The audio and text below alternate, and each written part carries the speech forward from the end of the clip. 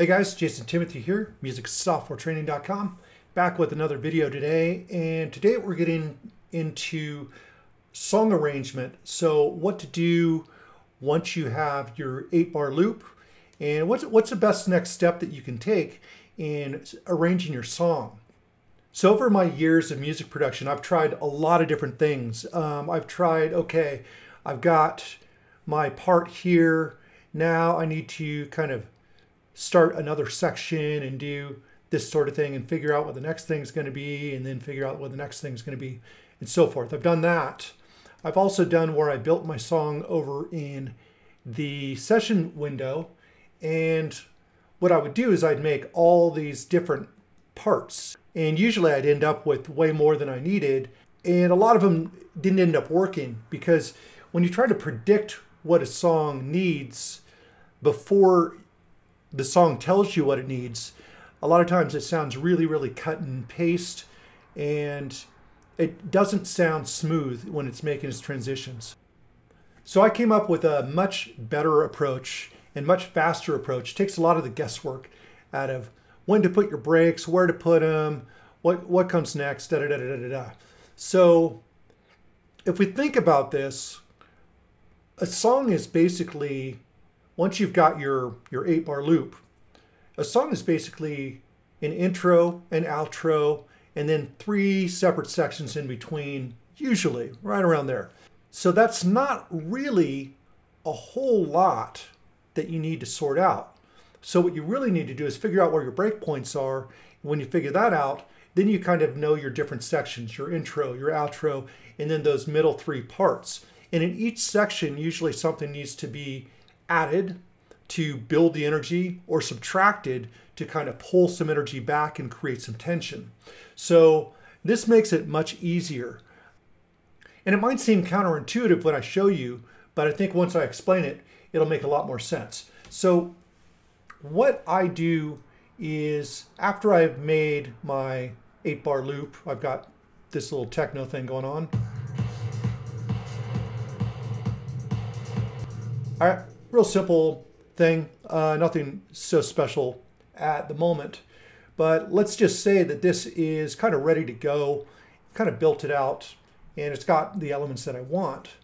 So what I want to do is I want to find a track that I can use as a reference. And it doesn't necessarily need to be in the same style, although some styles tend to move in a certain way of arranging as opposed to other styles. So if you want to kind of follow a little bit of the blueprint of a certain style, then you may want to find a song that's in your style to do this. If you want to do something that's a little out of the ordinary, then you might find something in a completely different style and model your arrangement after that. So what I'm going to do here is I found a track right here that I'm pulling in. And obviously I've created an audio track here for the reference track. So the very first thing that we need to do is to get this song warped so that all the breaks and all the parts are in sync with the master tempo right here, okay? So that's what I'm going to start with. Let's just go ahead and turn on warp. And I'll right click here, set to 1. And we'll line up 2. And I'm noticing things are starting to already line up somewhat nicely. So we'll go over to like 9, pop that over.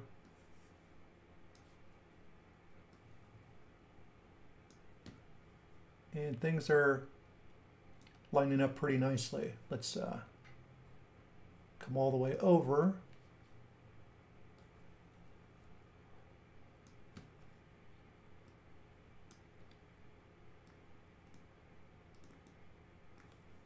Okay, great. So we basically got this warped.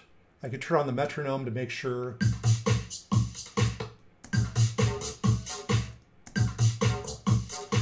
All right, great. So once we have this, it's not really that we need this song as a reference, so much, although it could offer some sort of help. But what we've got here are different sections, and we can notice different breaks because, as you can see, the song lessens in certain spots. So first thing that I always do, let's open up all these tracks here.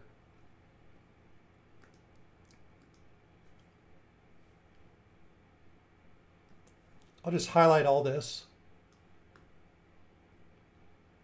unhighlight that, and I'm going to just pull this loop all the way out. So it's all the way the same length as this song. And then what I'm going to do, really, really simple. Let me just close all these here. And we'll just have our kick track here. So what I'm going to do now is just look for these parts where there's a break. And I'm going to pull out my kick drum. Small little break here.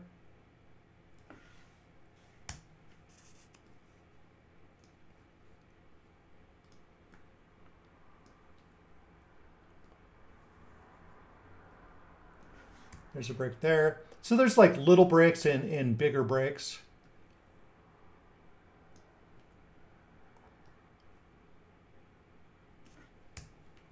Like so.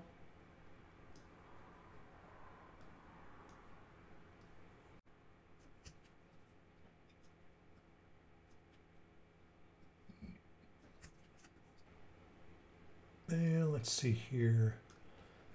Looks like we got something right there.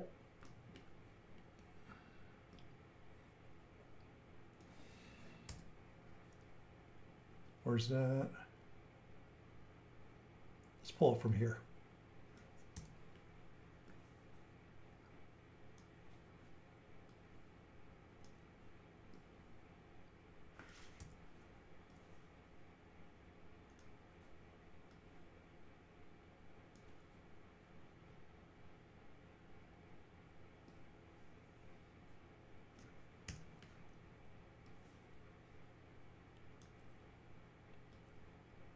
So a bunch of these little guys here.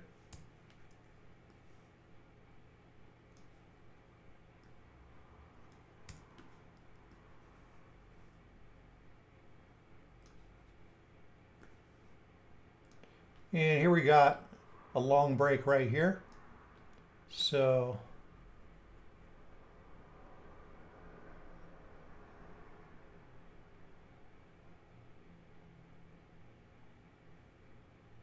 see how far this goes.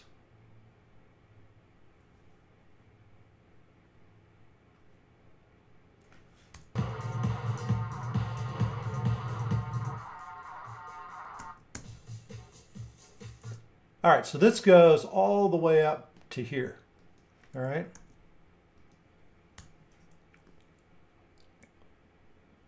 So there's a big break.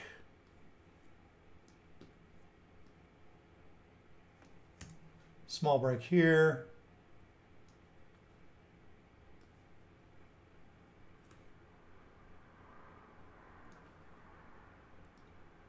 Just a tiny break there. So these are pretty easy to notice where the breaks are. And yeah, okay, so that's that. So now we've got kind of an arrangement already, right? So we don't need to really question this. Now it's just a matter of after each break or what have you, usually the bigger breaks, like these small breaks, we probably don't need to make too many changes. But you know, when you've got like a big buildup like this, that's a long break. Something needs to happen here, right? Either you're going to strip everything down and make it like really driving, or you're going to have a real peak moment where a lot of stuff comes in, that sort of thing. You know, and obviously the outro here will be a breakdown. So you kind of get an idea of a structure. So now you're not looking at your 8-bar loop as just a simple 8-bar loop. your brain is being told that this is a song now. So now you could come in and make changes to a pattern. Like instead of having to build like a whole other full set of parameters, you could just come in and edit the parts that you want to change. I don't think this track has a bass line going on yet, but if it did, I might, you know, do I take out the bass line completely here, or do I just strip down notes? And then I could just decide what I want to do right in this place. And because we've built this momentum, the song is going to kind of tell us what it needs. All right. So for example, if we've got something like this happening, we know that this is kind of our intro here, right? Right up to, let's say 25. So maybe we don't have any of this rumble at all. So maybe we pull that out completely. And maybe this part over here, I see I didn't copy this all the way over, which is fine, but we'll pull that out and let's just paste that in there, and then we can keep that going until we want to pull it out again.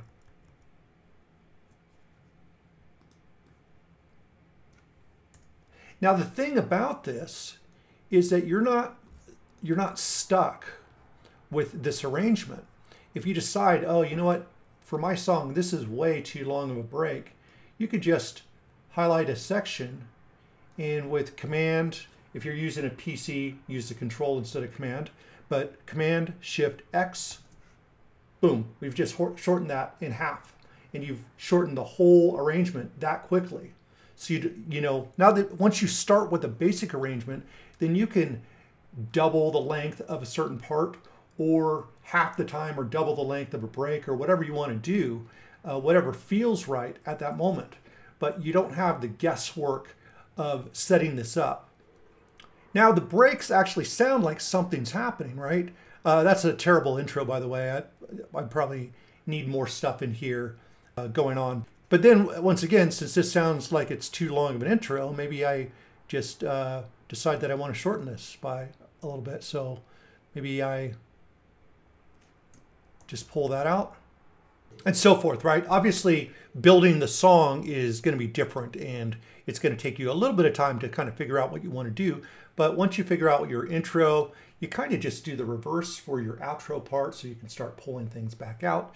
And then in here, you could kind of figure out your different sections. So like maybe from here to here is kind of a section. So maybe you want to add something around this area. And then maybe you want to do something different here. And maybe you want to strip down here and then slowly build up. And then you've got this big breakdown. And then this could be, you know, kind of your peak sort of thing. And, you know, all that sort of stuff. But when you're listening to the song,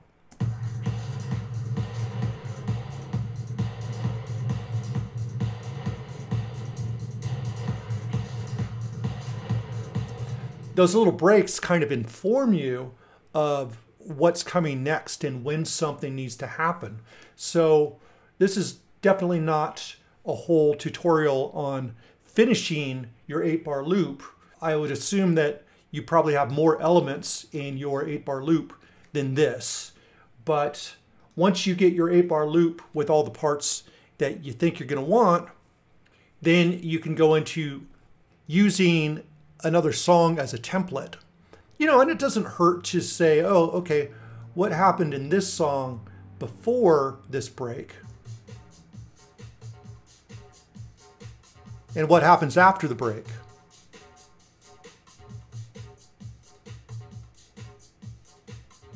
So, you know, that there, it sounds like nothing really changed. It's just a little break to keep your attention. Then the next break happens.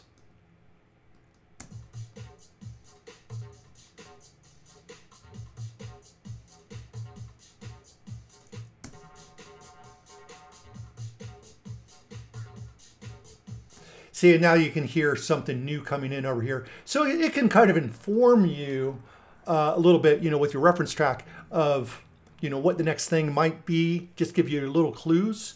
But it's always good to kind of build your 8-bar loop before you bring in a reference. That way your reference isn't related necessarily to your original idea. So when you take inspiration, it's not really like stealing, all the ideas of a song, because you've already got your basic structure.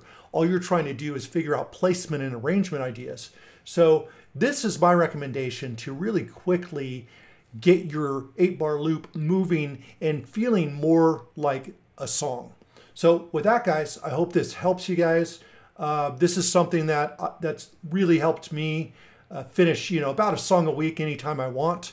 So give it a try. And once you do this a couple times, it'll just seem like a piece of cake, and you'll wonder why you agonized so long over your song arrangements in the past. The algorithm is there. There's millions of songs out there that you can take reference from. So, have at it.